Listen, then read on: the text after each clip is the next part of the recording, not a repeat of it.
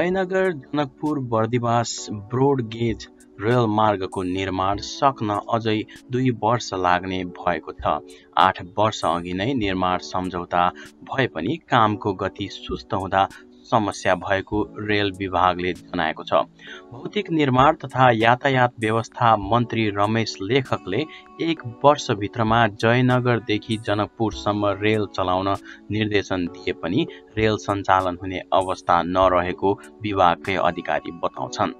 संसदको विकास समितिले पनि यो रेलवेको निर्माण सकेर 1 वर्षभित्रै रेल चलाइसक्ने निर्देशन दिएको थियो।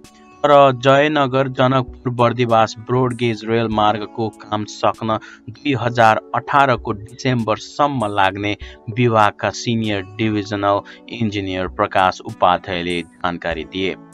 बीचमा कुनै समस्या नआए अबको 20 महिनामा काम सकिन्छ उपाध्यायले भने। काममा विभिन्न किसिमका समस्याहरू आएका छन्। मुआब्जा विवाद मिलाउने समय लाग्दा समस्या भएको हो। सन् 1994 सालदेखि सञ्चालनमा आएको जनकपुर जयनगर बजलपुरा रेल सेवा अहिले बन्द छ। 3 वर्ष अघि भारतीय सीमावर्ती क्षेत्र जयनगरदेखि जनकपुरसम्म ब्रोडगेज रेलमार्ग निर्माणको काम सुरु गरिए पनि विभिन्न प्राविधिक र निर्माण कार्यमा भएको ढिलाइले काम समयमै सकिने छाटकाट देखिएको छैन। जयनगरदेखि महुवासम्मको 27 किलोमिटरमा माटो ग्राभेल बिछाउनुका साथै पुल पुलेसा निर्माणको जिम्मेवारी पाएका ठेकेदारले सरकारवालाले निर्माण सामग्रीको उचित प्रबन्ध नगरिदिएका कारण 1 वर्षभित्र पूरा काम नहुने बताउँदै आएका छन्। 69 किलोमिटरको यो रेल निर्माणका लागि भारत सरकारले भारु 5 अरब 50 करोड सहयोग गरेको छ। रेल सेवा बन्द भएपछि धनुषा महोत्तरी लगायत सीमावर्ती क्षेत्रका स्थानीयवासी यातायातको सुविधाबाट वञ्चित हुनु परेको छ। मुआब्जाको समस्या समाधानको अन्तिम तयारी भइरहेकाले अब तीव्र गतिमा काम हुने विभागका इन्जिनियर उपाध्यायले बताए।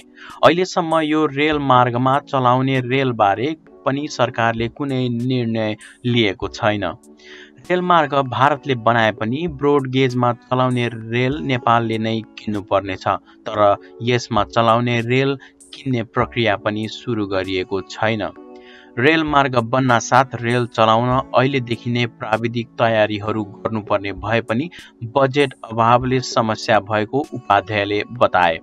ब्रोडगेज रेल किन्न राष्ट्रिय योजना आयोगले सहमति दिए पनि अर्थ मन्त्रालयमा प्रस्ताव अड्किएको विभागले जनाएको छ। त्यसैगरी रेल सेवा बन्द हुँदा भारत नेपाल बीचको द्विदेशीय पारवहन समेत प्रभावित भएको छ। बर्दिवास तर्फको 18 किलोमिटर खण्डमा काम नै सुरु नहुँदा समस्या भएको छ।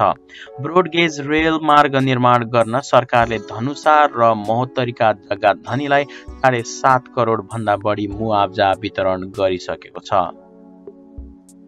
जयनगर जनकपुर बर्दिवास रेल मार्ग बन्न अझै 2 वर्ष लाग्ने भन्ने शीर्षकमा अनलाइन खबरबाट साभार गरिएको यो समाचार सुन्दा यहाँलाई कस्तो लाग्यो तलको कमेन्ट बक्समा कमेन्ट गर्नु र हाम्रो अन्य भिडियो हेर्नको लागि तलको रातो बटनमा सब्स्क्राइब गर्नुहोस्।